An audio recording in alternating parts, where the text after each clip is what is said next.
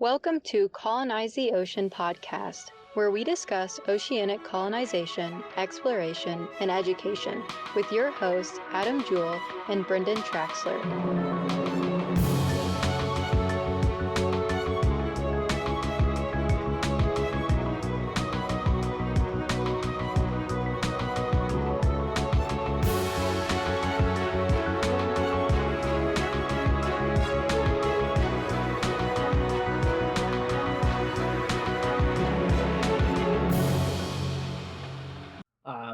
So today you said you wanted to, you kind of had a theme, you kind of had an idea, you wanted to talk about the future. Well, I think, it's one of those things where, we don't talk enough about underwater habitats. And that's basically what we're here to talk about primarily anyway, is let's build an underwater habitat. And that's what Atlantis that's what we're doing. So in the meantime, while we're doing that, and at the end of the show, I do want to talk a little bit more about Atlantis Sea Colony.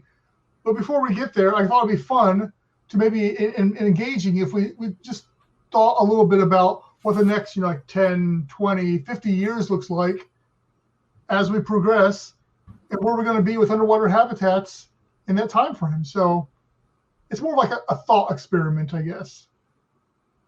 Okay. So I figure we could start, maybe like the near future, like 10 years from now. And I'll let you guess and put your feedback in first. I got notes and stuff like that I made up, but yeah. Like, so you're saying, what do I think 10 years of oceanic habitation would be? Yeah, like from now, in 10 years, where do you think we'll be? Us as Atlantis Sea Colony? No, just that, like the Yes. Okay. I think. And before you go, anybody out there in the comments, I'd love to hear your feedback too. As we go through this, I'm going to be looking at 10 years, 20 years, and then wherever. So if you've got thoughts about where you think we're going to be, you either wait or you can go ahead and chime in too. So go ahead, Adam. So I think in 10 years, I don't think, in my opinion, is really all that far away. So I think we're not going to be in a drastically different place. However, I do think, oh, thanks, Scott, jerk. I mean, no, maybe not. Who knows? That's what we're having this conversation. I think that there will be a few startups, kind of like what we're doing, will be there. We'll have something started, but I think as a large, overwhelmingly large business, I guess, I think it'll still be in its like early stages yet. You know what I mean? Like, I think people will still be learning what they want to do. They'll still be learning what all can be done with it. I don't know. It'll be, I think, the exciting point of it, because everybody will be like, okay, we've got it done. People have done it. Hopefully we're the ones that do it. And then it'll be like, okay, so what can we start utilizing this for? Like, what all can we do with this? And I mean, I know it's not tied directly in with us, but watching like kind of what the seasteading community is doing too, like I think they're gonna find out what their thing is too, like what all can be used in that. And I mean, they're in the same situation as us in the very early stages, and but our whole thing has always been, once we get started, once we can prove that we can do this, then that's when the fun begins, because it's like, all right, now that we've shown that we can do this, now people will start applying that to what they can do, what they'd like to do.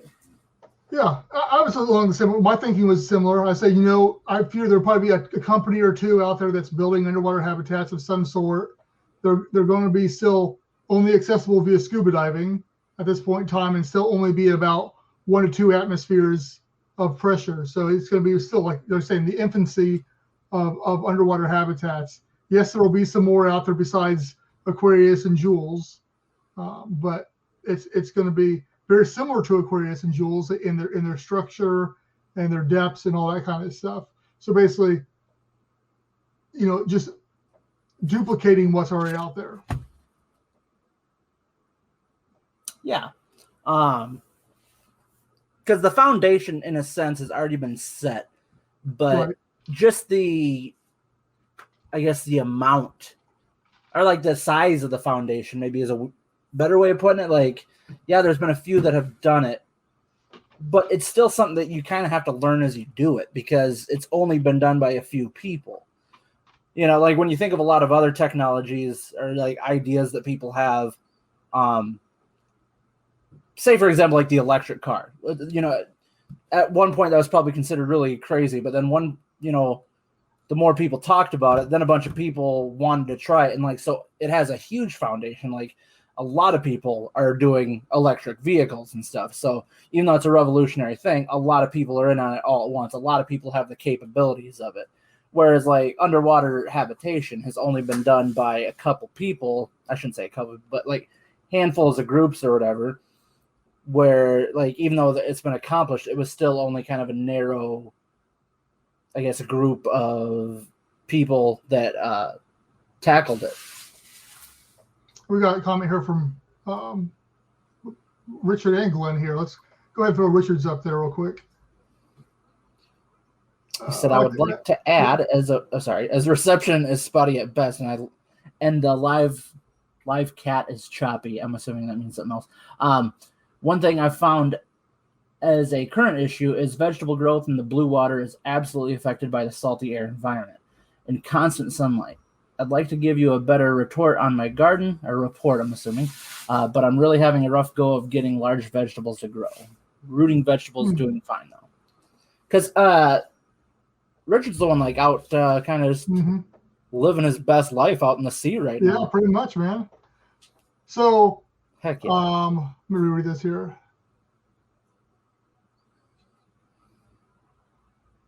So the salt content, I guess, is causing the growth to be, I guess, slowed down or stopped, I guess, in some form. That's interesting.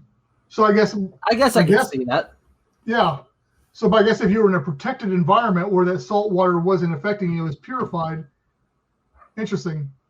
All right, that's interesting. That's especially if you're like you said, if you're above the water dealing with trying to grow anything, that's really important. Yeah, that's cool. What's Glenn got to say? Glenn says 10 years, 5 to 10 exploratory habitats, 15 to 20 resort areas underwater, and mineral exploration and resources being mined, medicine being processed. 50 years will be what we now dream of: ability to breathe from water, process life needed necessities, and the move back to the sea will be in full swing, I hope. Very cool. Very cool. Yeah. So, going on that point, going back to what you were saying there, Adam, I think, up till now, it's always been designed around and purposed for the science community. So being lush and comfortable, or Airbnb, has never been in the idea of the design process of the thing. And I think moving forward, that's where you're going to start seeing the new ones come up, because the science aspect, we've got that down. We can build science underwater habitats, but to build the ones designed for rest and relaxation, and some of those things haven't been done before. We've got Jules, which is retrofitted from a science lab to do that purpose. So yeah, that's where I see it. And when I'm talking about, I think Glenn is pretty spot on there as far as some of his stuff too. Which then, do you have anything else to talk about the 10 years, or do you want to move on to 20? No, I think just to tie into what Glenn was saying, one thing I didn't think about is, a lot of the news articles that we post do talk about the mineral mining, the underwater mineral mining, and I think that's going to be tied pretty closely to what we're trying to do, because that in a sense is like fairly, I don't want to say new, but like people are still exploring all the different options with that, like underwater mining. So, that's kind of tying into the growth of what we're trying to do. And, could be utilized in that field as well. Like you think a lot of times, like, or I think that, say, like these people that live out in like the oil rigs out in the ocean, that like they have to live and work out there, so if we're doing a lot of work that involves being underwater, would it make sense to have an underwater work environment, underwater habitat for that? Like, whereas if you're going to be out there for a long time, or if it makes sense to be out there for a long time, you'll want to have a place to live. So, I mean, yeah, there's a lot of different things. And granted, we can no longer use the term that only 5% of the ocean's mapped, because a lot of stuff's coming out now saying they're like at 20-something%. Still, there's a large amount that's not. Yeah. But I foresee that being a part of the exploration of it too. So, yeah. But yeah, I just wanted to add on to what he was saying with the mining thing, because that's going to be a big deal, I think, going in the future too. So all right, then give me your 20-year prediction. 20-year, I think we'll see that, going off of what we were saying, that say a company like ours, or if some of these other guys that are working on the same type of thing, if let's just say we all become successful, I think is what we're going to see is more, say like vacation resorts wanting to get involved in it. Whereas like, if you have that oceanside resort, say like in Panama and the Caribbean and wherever, these places, the Philippines, places with beautiful water, you're going to see a lot of them want to cash in on it, because how cool would it be to be in the most beautiful water on earth and like being under it, being able to see it up close and personal. So you're going to see that, I think, is that a lot of big businesses or big vacation type businesses are going to want to cash in on that, because like I said, after that we've proved that it can do it, after we prove that we can manufacture it, after all that, I think a lot of people, I envision it being something that they can call us up, or get on our website, whatever, and order a habitat, and boom, it's getting delivered to these places, and there's a whole process to it. That's what I foresee. And like I said, same with people are going to utilize them for. I think that's going to be the big thing. My personal belief is I think that's going to be the big thing, is the having it be a vacation type deal. But I do think people will be able to utilize it for industry, as far as like work and, say we could get into the science field too, give it, the possibilities are endless. But yeah, 20 years I think is a much different and much more, will be much more established by then. Yeah. And Brian's chiming in here for the 10 years here. He's saying that he thinks that we're going to be have the basic blueprints for at least one basic livable unit. Mm-hmm. So yeah, I think that the interesting thing that none of us have talked at any, I haven't put this on Patreon. This is just something I came up with over the weekend, and we haven't talked at all. Glenn, Brian, none of us have talked, and we're all very similar on our viewpoints on this. And as I'm looking over my points for the 20 years from now, it's interesting. The things you're saying, the things Glenn's saying, we're very spot on. What's Richard got to say here?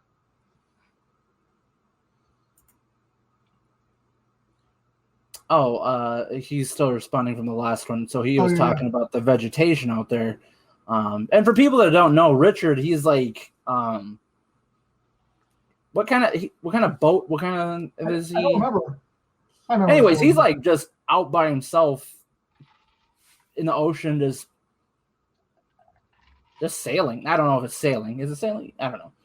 They'll let us know. But anyways, he's just out by himself, just living by himself on his boat and just traveling across the ocean.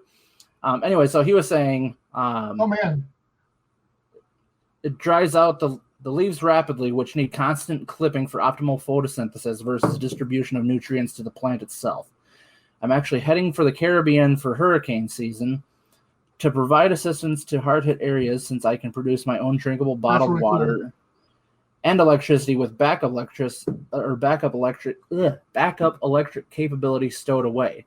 She's a strong stormwater vessel, but totally capable of self-sustainability. If I can get this garden thing locked down. And then... And sorry, Richard, it looks like either the comment was too long or something, and the rest of it didn't come through, so if you can finish that up, that'd be great. And then Glenn said he agrees with me. Instead of electric cars, we'll be getting underwater habitats. Yeah. So hopefully, I'll have both in 20 years. That's true. I hope I have a cool electric car. Everybody up here makes fun of me for that, by the way. Like, I think it's a Midwest thing that, like, it's such a laughable thing up here to have an electric car. Midwest laughs you about everything, though.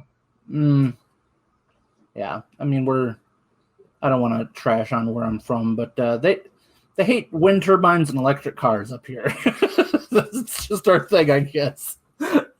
Anyways, as you were saying.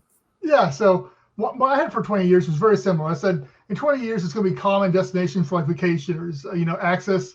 I think at that point in time we're going to have ways that you don't have to longer scuba dive down to it, so it's open to the general population, whether it's a submersible docking system of an elevator or like a hyperloop based tunnel system to get down to it.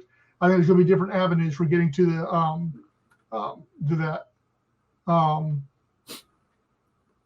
That we'll get to that. I even perceive that the ultra rich maybe even have some as like their own private like summer home or vacation home at that point in time too.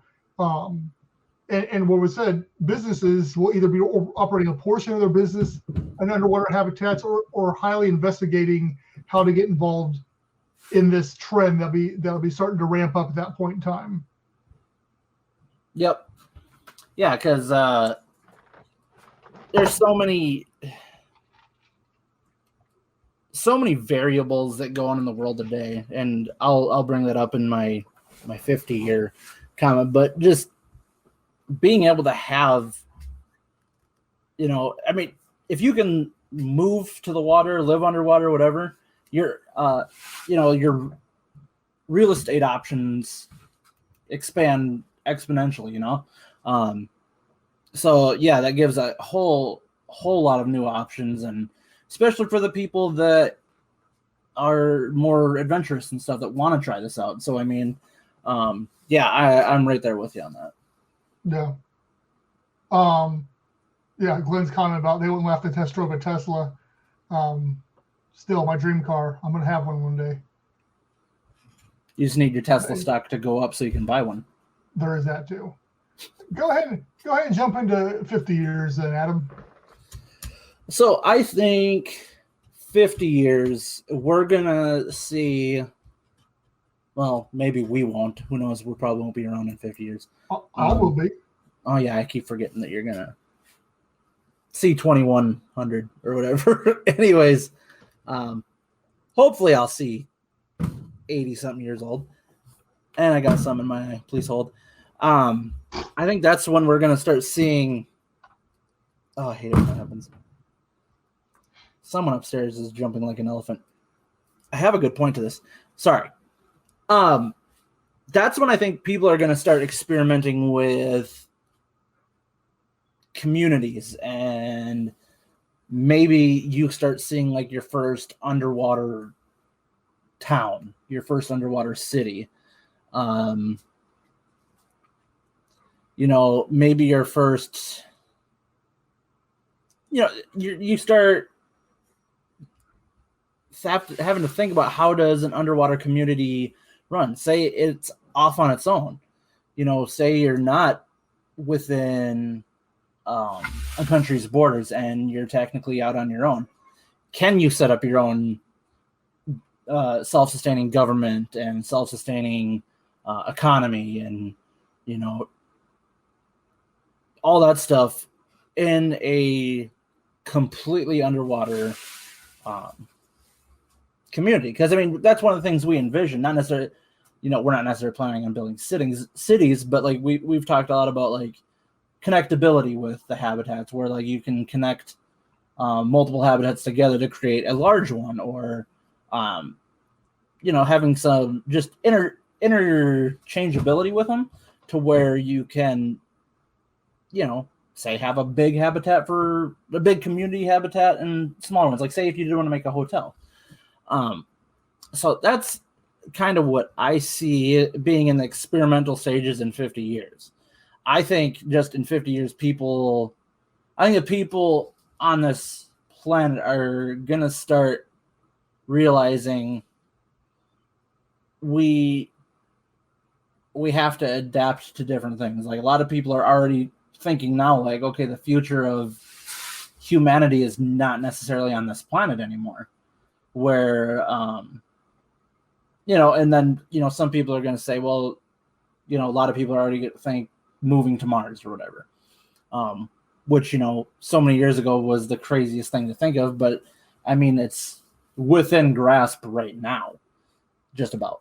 And then same with underwater habitation is it's like once you see that become a thing, once you see like the seasteading community become a thing, that opens up a lot of things because people talk about climate change and global warming, whatever, all this stuff.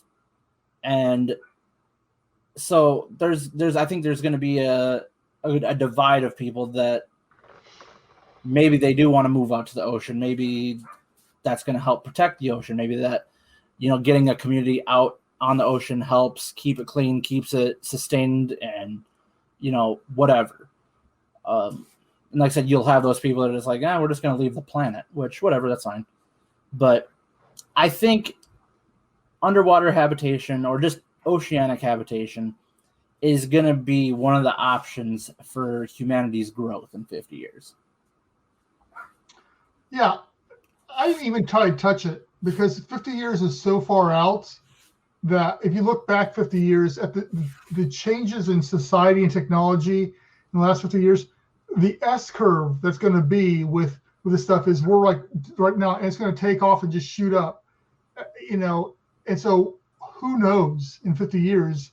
I mean, it could be 30 years and we'll have full cities already just because the technology takes off and shoots up and everybody starts moving that way.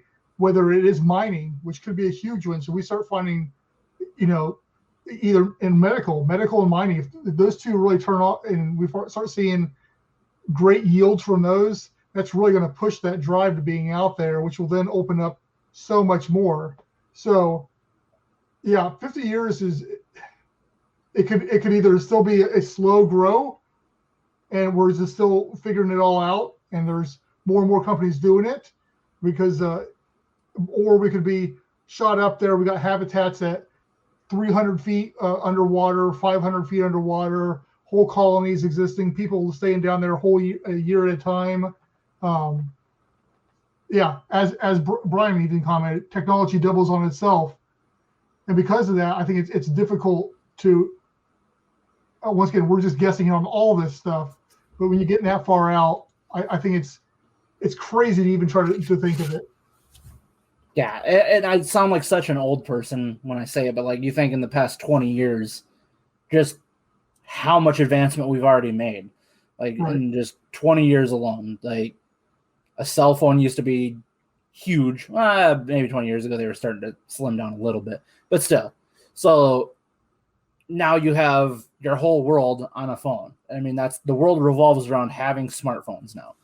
And you think about computers, like the computers that were running 20 years ago were twice as powerful as the ones running 40 years ago, and so all that is just advancement upon advancement. So you never would have thought 20 years ago watching, rocket launches that somebody was going to try to land one. You know what I mean? Like that there was going to be reusable rockets. So, or maybe people were starting to think about it, but still, you know what I mean? So 20 years really isn't that long a time in the grand scheme of things, and the amount of stuff that can just advance from there is pretty incredible. Real quick, Richard Brown says, "Apologies, I lost the sound in the live feed, but my goal in seasteading is the logistics between colonies. That's why I'm honing my skills in extreme storm sailing. while maintaining a self-sustainable lifestyle on the water's surface. Key to trade. Again, apologies, I can't hear the live cast. Text and video are all that are coming through. Oh, okay. Here's what I'll say about Richard.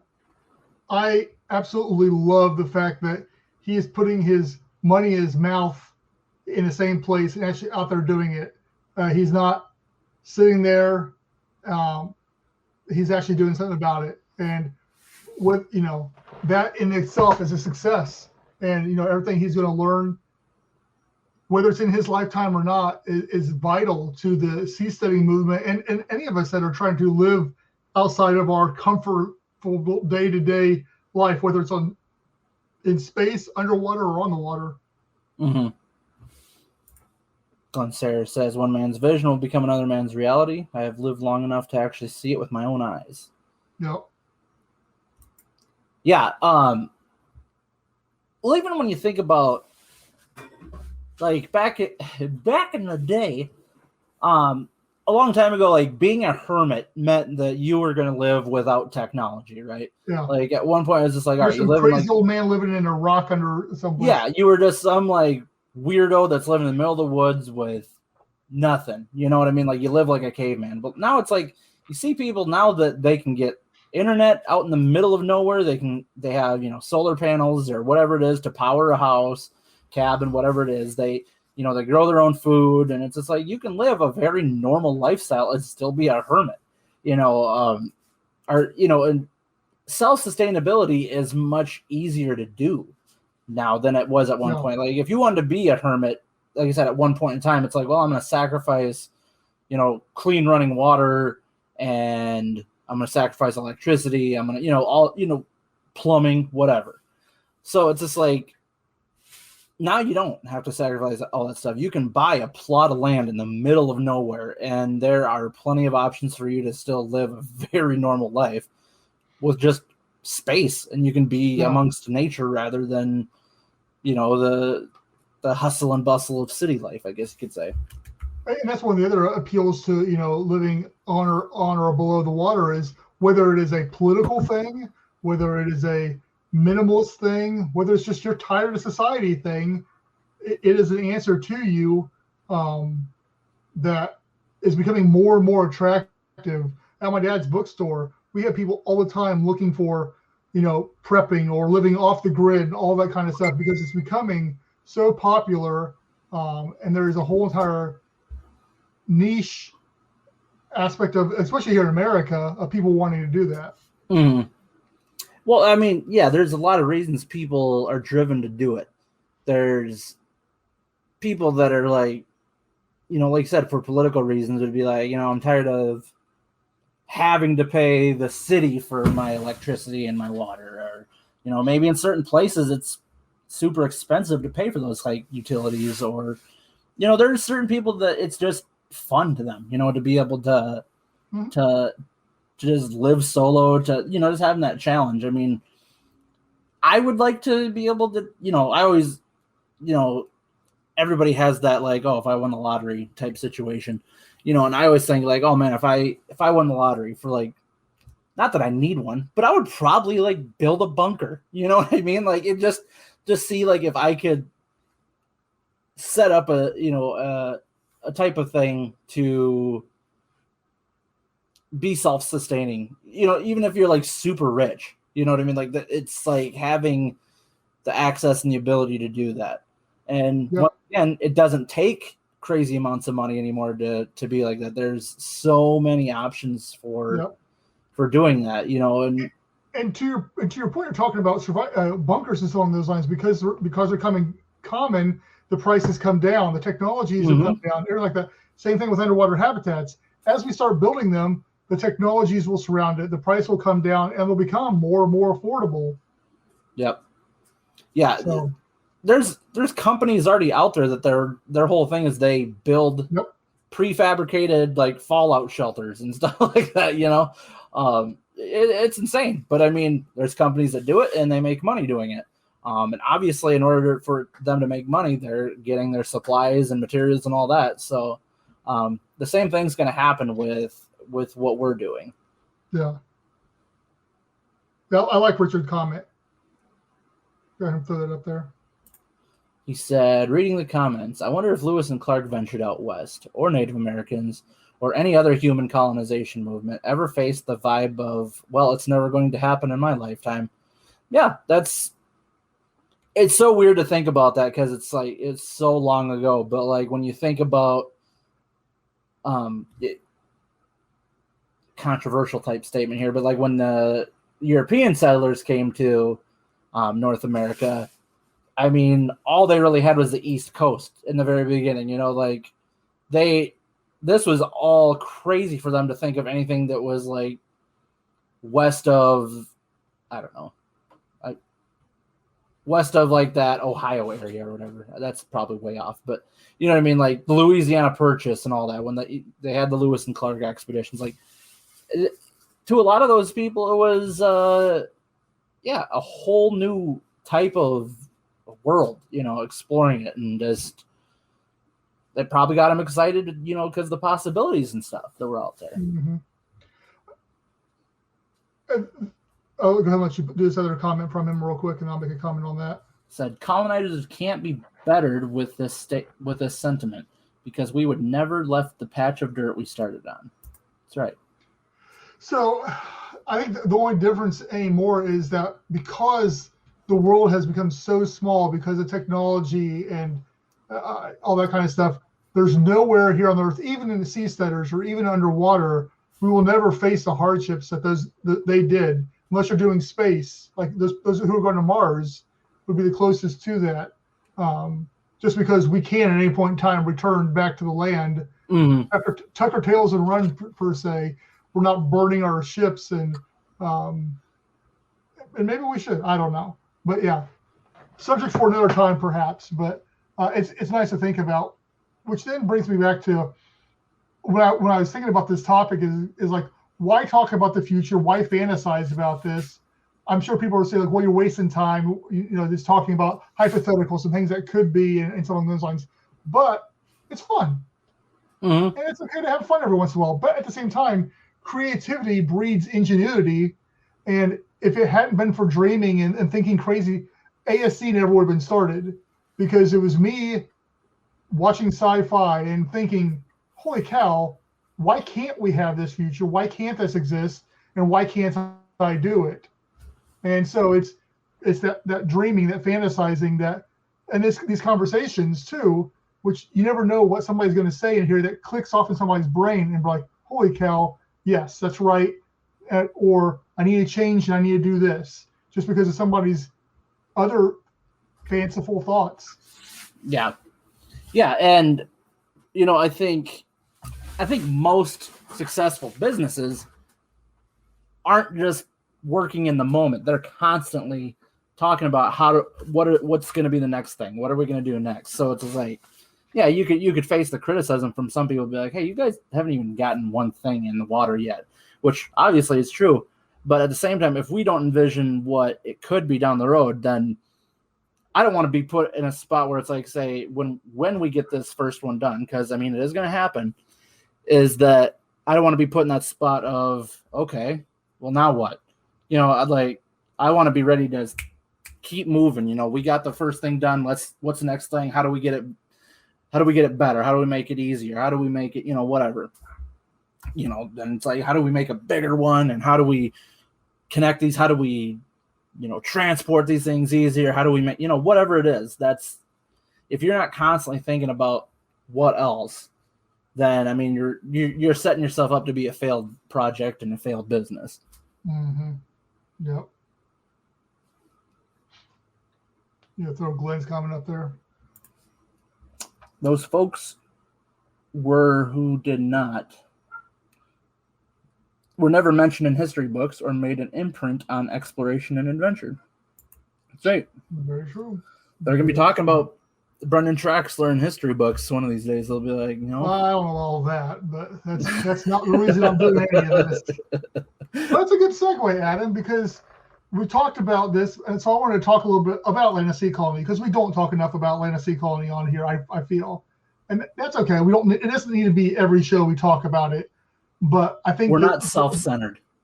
Well, there's only so much you can say before Yeah. people get bored with beating the same old drum. But when we looked at the designs of NSD Colony fall in line with everything we've just been talking about. Modular, I think is the key thing that we have to focus on, because with modular, it allows for all those different layers, 10 years, 20 years, 50 years.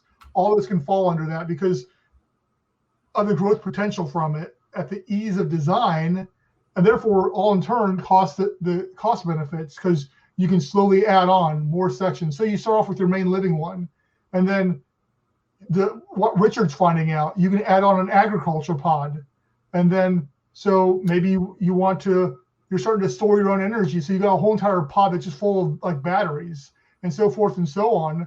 From the business standpoint, you have a whole entire complex that all it is batteries and energy generation that can supply batteries to a bunch of other little habitats.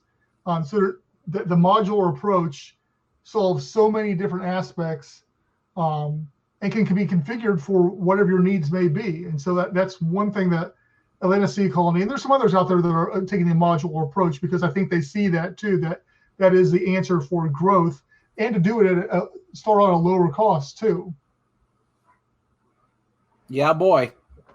Okay, I don't know if you have anything. The other thing with Atlanta Sea Colony, and the way I see it, is that we can handle both the private and the business sector too, whether it is the diving community or tourism, vacationers, private homes like we talked about too, because once again, go back to that design element, it can encompass any need, whether in the business sector, whether it is, once again, scientific research, energy production, data centers, survival shelters. Even you could have the ultimate survival shelter out in the middle of the water somewhere that most people aren't going to know where it's at. It'll be very hard to get to.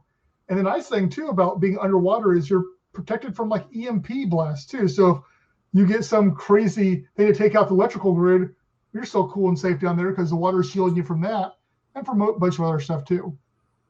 Such a specific thing to. Well, I'm saying, it could be. I'm saying EMP, biological, all that kind of stuff. If you're producing your own oxygen and stuff along those lines, that's how we should advertise it. The Atlanta Sea Colony. Are you scared of EMP blast? Are you afraid of EMP? We'll have our own infomercials. Be like, are you tired of those pesky EMP blasts? So yeah, I mean, thanks, Scott. Yeah, it's no matter what, it's going to be so crazy and weird in the beginning, because there's going to be so many like, okay, we didn't think about that, or oh crap, we got to fix this, we got to adjust this next time, we got to make up for this, or if we're going to do XYZ, we need to do ABC. It's all of that comes into play. But I think, once again, going back on, there's been so many innovations in just about every field of technology, to where I believe there's a solution to every problem that we're going to run into. It's just a matter of, we have to just kind of come across it. But yeah, I mean, we just got to get the first one in there, and we're in the money. Maybe not actual money, but like, yeah, I guess I think that we're in the success. Whether it sinks or swims, Literally. Yeah, literally. It's a learning thing. Went swimming again. Yeah, I mean, whether the thing goes down there and people get in there, or it fills up with water, and we have to haul out a water-filled box. We learn from it and we keep on going. So it's exciting, and it's fun, and it's scary, and I just can't wait to get moving forward. Mm-hmm. Because it is a unexplored. It's not an unexplored world, but it's a world that just, because of whatever reason, nobody's doing it or having a hard time doing it, and I'm ready for that challenge. Yeah. Because even if we can't do it, we're going to find people to join us that can do it. Yeah. Like I said, there's, once again, with all the different companies out there that are trying to do it, yeah, It's going to happen. It will be a nice big old friendly rendezvous under the sea. Like Sebastian from Little Mermaid. Pretty much. What's Richard saying over here?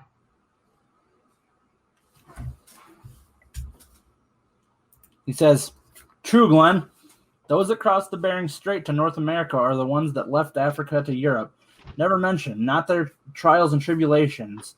And the ocean offers so many different scenarios to have to be worked out for sustainability, as I'm often finding out in real time." So yeah. we need to get Richard down here. We need to work out a time to where he's gonna be hard. He's going to be at sea. It's going to be hard to get him on. Well, he did say a little ways back that he's where did he say he was going for hurricane season? Caribbean. So I don't know if he's going to Caribbean. Caribbean? I think it's Caribbean. I've heard of think you have Caribbean. Caribbean. Anyway, but yeah. Caribbean. Anyway, so yeah, I think that was 45 minutes of talking about dreaming and everybody inputting. I think it was a good time. The best of times. You got anything else you want to throw in there, Adam? I don't. Anybody out there? Have you got any other comments or thoughts on this topic for tonight? Or have any of you ever seen Bigfoot? Because I'd like to talk about that too. Not on this podcast. Or not on this video. Oh, is that our other show? Okay, never mind. Sorry, I get the two mixed up. Oh yeah, I forgot to tell you, we're going to do a Bigfoot live stream after this. No. Okay. No, 2 weeks ago we did the 5x5 drawing and all that, so we had a couple winners there with that, which was nice. Brent and I've been talking about. Glenn, Bigfoot? Can he dive? I don't know. It's a good question. I don't think so. What do you? Next week, I'm trying to get a guest on. Since Babe's not available and you're not available, I'm trying to get another guest on, which I'll be making an announcement as soon as I find that out if that's going to work out or not. So we'll see. Otherwise, it may just be me. Gaston. No, not Gaston. You're like, we're going to get another Gaston. With that in mind, why don't you just tell the people where they can find us? No, I'm not going to do that. We do have to talk because we've been talking about this for like 6 months now. We got to do the food episode coming up here soon.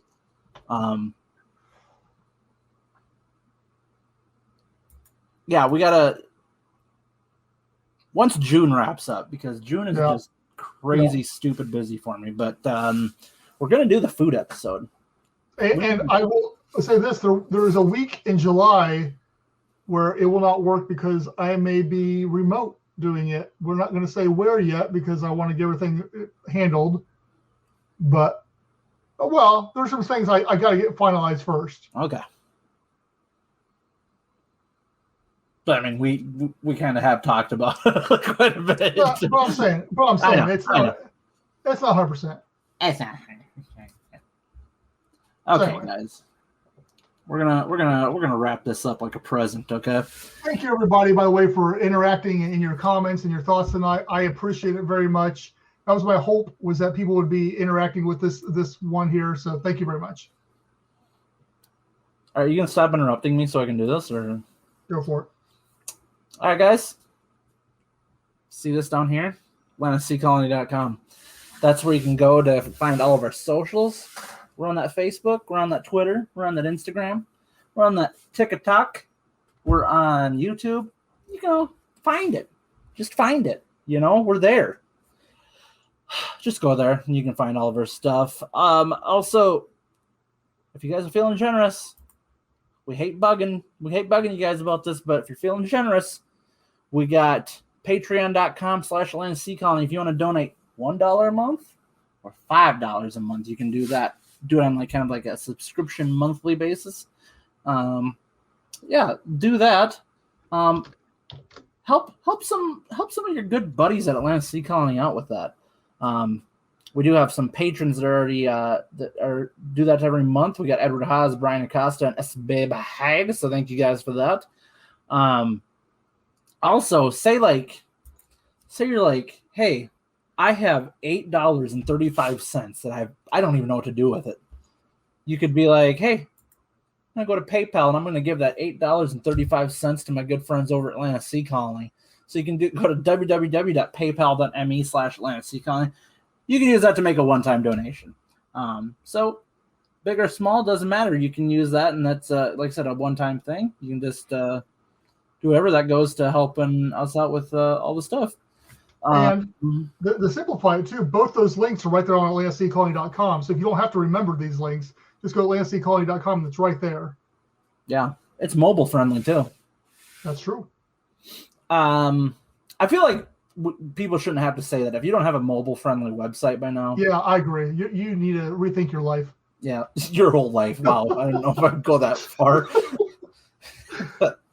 Just get out of the business. Or you can go over to AtlanticSeaColony.com/merch. We got some cool stuff up over there. Got like everything you can think of. We got hats, hoodies, shirts, mugs, water bottles, mouse pads, face masks. Not that you really need those much anymore. There's a lot of places that are kind of scaling back on that. But it's still a cool thing. Think about it. Like 20 years from now, people will be like, Grandpa, what's this? And you'll be like, that's an Atlantic Sea Colony face mask. And they're like, what's Atlantic Sea Colony and what's a face mask?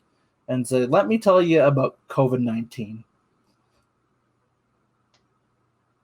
Anyways. I don't know if Richard can hear us, but thank you, Richard. Yes, we were talking about you. Thank you for all your kind words. Yes, and best of luck with your adventures out there, and hopefully we can get you on sometime. That'd be really cool. What else was I going to say?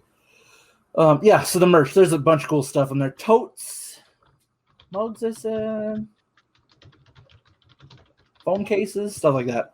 A little bit of everything over there, so go check it out. Plus a lot of cool new designs. Up over there, we got the new hammerhead design. I really like that. Plus, Brendan's always working on getting us some new designs too. So yeah, Babe actually had a really good idea for a design I'm going to be working on this week too. So hopefully we'll have that because I'm excited about his design too. Sweet. So that's that, guys. Thank you again for jumping in and helping out with the discussion, talking with us. We will be back every Tuesday, same Atlantic Sea Colony time, same Atlantic Sea Colony place. Except for you'll get Brendan and a special guest next week. You won't get my handsome face for like 2 weeks yet. So, or you may just get me. We don't. You might just get Brendan. So maybe just me. All right, guys. Thanks again, and we will see you soon.